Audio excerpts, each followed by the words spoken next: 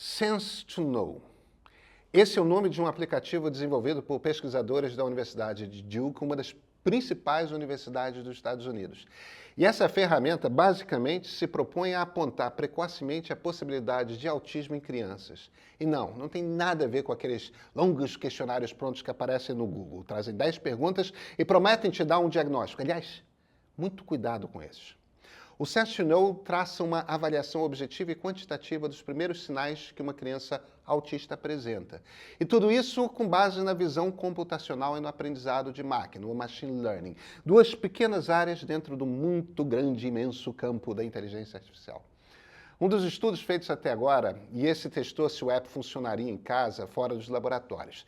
Esse estudo aconteceu mais ou menos assim. Cuidadores, pais, mães responsáveis, entregaram iPhones ou iPads para 620 crianças pequenas de 1 a 3 anos.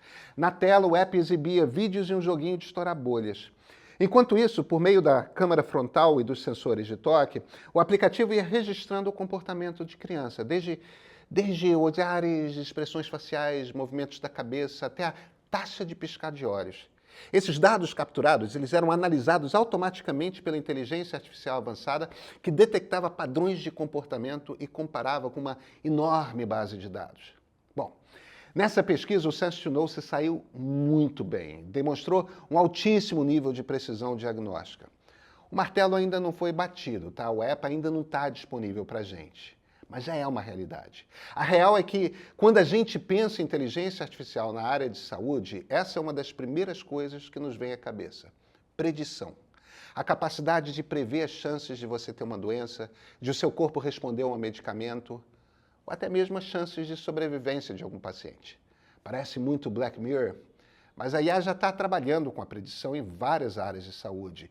E essa é só uma das muitas portas que começam a se abrir.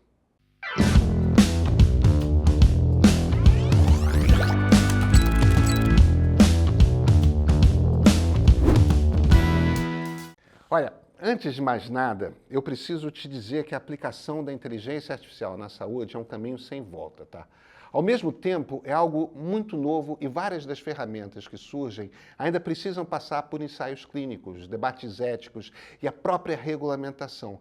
Mas a comunidade científica vai ter que descobrir as vias para se adequar a essas ferramentas, vai ter que rever seus códigos tradicionais, porque elas já estão aí, já estão atraindo um caminhão de dinheiro para o setor. E mais do que isso, são promissoras. Quando a gente olha para a medicina diagnóstica, como no caso do Sense to Know, é um troço matemático. A inteligência artificial pode ser uma baita aliada justamente porque consegue pegar os dados disponíveis e combiná-los, inclusive, numa escala imensa.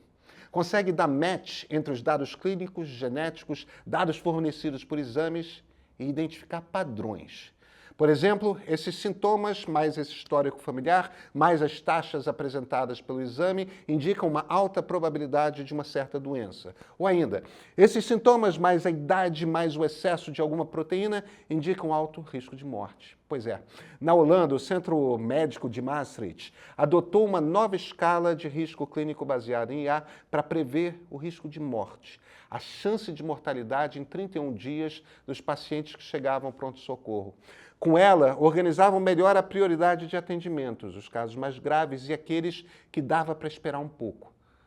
A ferramenta foi desenvolvida e avaliada em 4 hospitais com base em dados de mais de 226 mil pacientes e 7 milhões de resultados de exames. No fim das contas, ela indicou mais quadros graves do que os médicos, mas já abre uma grande conversa sobre otimização dos atendimentos no futuro. Sem falar, claro, nos exames de imagem. Nessa atuada, a coisa está bem mais avançada porque os padrões ainda mais fáceis de detectar estão lá. E isso não é algo exatamente novo, tá? É que nós estamos aprimorando muito. No final da década de 90, começo ali dos anos 2000, a área da radiologia deu um salto imenso com a digitalização. Começou a ser possível agrupar os exames de imagem no ambiente digital e integrar esses exames em outros ambientes de informação. Entram aqui radiografias, ultrassom, ressonância. Na medicina, esse modelo ficou conhecido como hospital digital. Olha que coisa moderna, O negócio era basicamente um sistema de arquivamento com a possibilidade de comunicação de imagens. Mas a chegada da inteligência artificial, da IA, expandiu muito essas fronteiras. Passou a ser possível estruturar uma rede neural. E o nome não é à toa. É um tipo de modelo de machine learning, de aprendizado de máquina, inspirado justamente no funcionamento do cérebro humano. É uma rede que a gente alimenta com informações, portanto, vai ensinando. É uma rede formada por várias camadas de neurônios artificiais. O que, traduzindo para a computação, são unidades matemáticas responsáveis por processar todas essas informações. E são essas as redes usadas para reconhecer padrões com base em casos e experimentos registrados numa base de dados. Mas só alimentar essas redes não era o suficiente, porque, sabe, esses métodos tradicionais de aprendizado de máquina, eles tinham dificuldade para analisar as imagens por completo. Era preciso que um ser humano fizesse o trabalho manual, né? Pegasse os exames, dividisse em partezinhas, desenvolvendo algoritmos específicos para processar cada trechinho da imagem. O negócio era trabalhoso. Por isso, o próximo passo se fez necessário, entrar de cabeça no aprendizado profundo, o Deep Learning. Nessa técnica avançada de Machine Learning, você não precisa mais ditar as regras para a máquina. Por exemplo, pensa numa mamografia para detectar câncer. No Machine Learning tradicional, o especialista precisa ensinar o modelo, dizer ao modelo manualmente quais são as características que ele deve procurar. Se você encontrar um nódulo com essa fórmula, é possível sinal de câncer. Se houver uma alteração nessa textura, pode ser um indicativo de tumor. Já no Deep Learning, o modelo aprende automaticamente a extrair esses sinais das imagens. Ou seja, o Deep Learning detecta padrões mais complexos e sutis, padrões que às vezes nem os médicos tinham notado, como formações irregulares ou pequenos tumores. E esse exemplo não é à toa. O Deep Learning realmente tem sido muito usado na área de oncologia. Esses modelos já ajudam na interpretação de exames e funcionam como uma segunda opinião digital para os médicos, o que aumenta a precisão dos diagnósticos muito. Aqui, a IA consegue olhar para um exame de imagem e indicar a probabilidade de um achado ser de fato um tumor maligno, a taxa de sobrevida, os tratamentos que podem funcionar para uma pessoa específica e consegue prever as chances de reincidência. No fundo, o que a gente enxerga é que a próxima etapa da medicina é a medicina de precisão. Estamos caminhando para esse mundo, agora. Só que não dá para conversar sobre IA sem pensar em um ponto crucial. Para que ela realmente cumpra o que propõe na medicina de precisão, é fundamental que exista a interoperabilidade de sistema. É a tecnologia que permite que vários sistemas conversem entre si, compartilhem informações em tempo real. Porque a gente conversou até agora, né? Para ser útil, a IA depende de uma montanha de dados e do cruzamento desse montante. Dos exames de imagem, registros médicos, históricos de tratamentos. Sem integração de sistema, os dados ficam soltos e aí nada feito. A gente perde a qualidade das conclusões e, consequentemente, dos diagnósticos e tratamentos. É um bicho que ainda precisa de treino e estrutura, mas compensa muito, porque pode antecipar diagnósticos, talvez até aumentando as chances de sobrevivência, diminui o tempo de espera, ou seja, dá celeridade e reduz demais os gastos. E isso interessa e muito à indústria farmacêutica. Você sabe quanto custa desenvolver um remédio assim, do zero?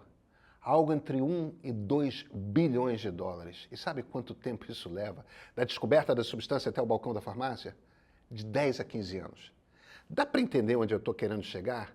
Até agora, os pesquisadores têm trabalhado na base da tentativa e erro. Claro, com respaldo, bagagem científica, combinam moléculas, esperam que dê certo, só que às vezes não dá.